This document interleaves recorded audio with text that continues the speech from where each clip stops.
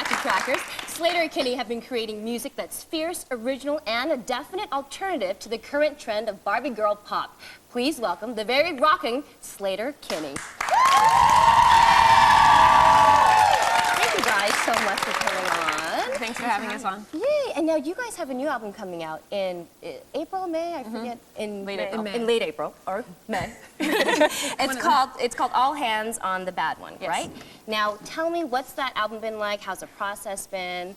Is it all done and finished and ready to go? It's pretty much all done and finished, and it was a rather quick record to record. It took us only like under 3 weeks. 3 weeks to record a whole? Yeah. That's not normal. It's pretty fast. Is it? I'm like, what's not normal?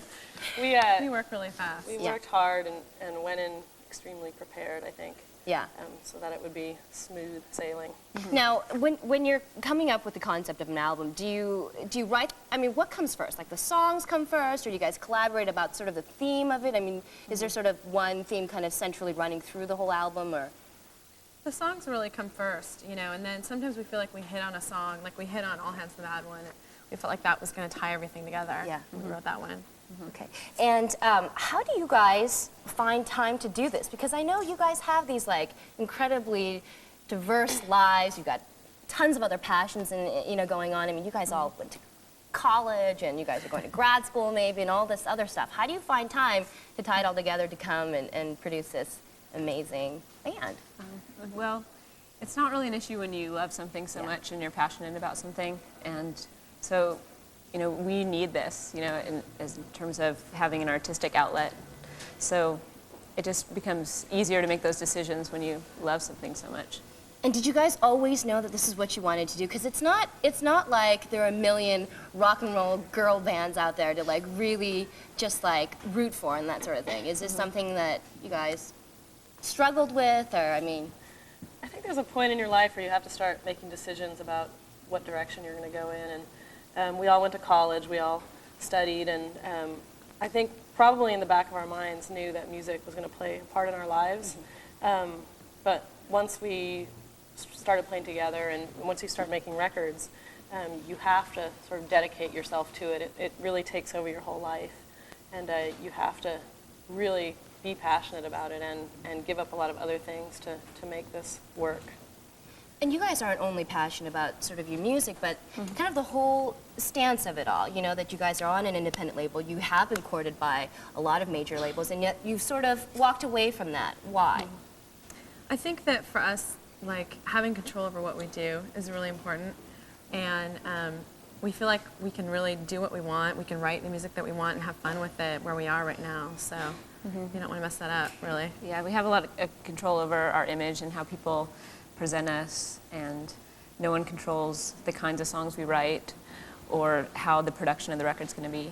And I think that's an important message to send out, is to take into your own hands the means of production. But that's got to be really hard to sort of like, as you're getting more and more popular, you have more and more people coming up to you with sort of these great ideas to be like on a Gap ad or like, with a big major label. I mean, is that hard to sort of keep, pushing that away or to sort of go your own path?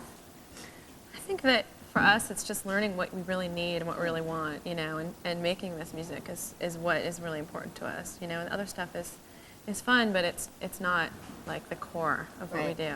I think we also allow ourselves to make mistakes too.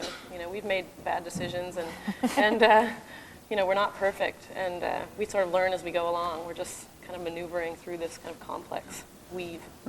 And I know that when I said that you guys were going to be on our show, we had a lot of just like wonderfully excited young women, just like, oh my God, I love them, that have followed you. You have these devoted girl fans that just love you. I mean, how does that feel, and how important is that to you and your music? I think it's really important to us. We feel really lucky to have the fans that we do, and really connected to them when we play. Yeah. We really get inspired from them when we play live, especially. That's cool. That's cool. Very and we cool. hope that people who come to see us, young women who come to see us, maybe get an idea in their head that they want to play music, and they see us doing it, and they think, I could do that too. I can start a band. I can express myself that way. Or do anything. Or just be confident in their life, exactly. and just. There is a certain confidence we want to portray to you. Definitely do that. People. Take it all by storm. That's great. You guys, thank you so much. Thanks for having us on. Thank you. more music from Sleater-Kinney, and right after the break, we'll give you the tracker's take on which of the latest spring films are worth your hard-earned money, so stick around.